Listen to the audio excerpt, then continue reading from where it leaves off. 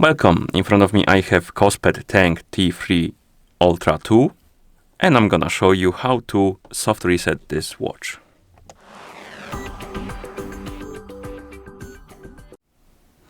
So the soft reset or restart basically is useful if, for example, your watch is unresponsive, bit sluggish, or something is not working on it properly. You can try to restart it and hopefully that will solve your problems. And to restart our watch, we need to press and hold the select button, or first press it to wake up the screen and then press and hold it. My bad.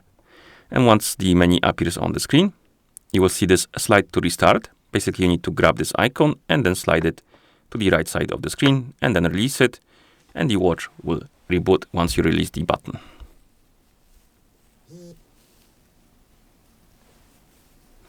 And we're back in the system, and that's how you restart or soft reset this watch.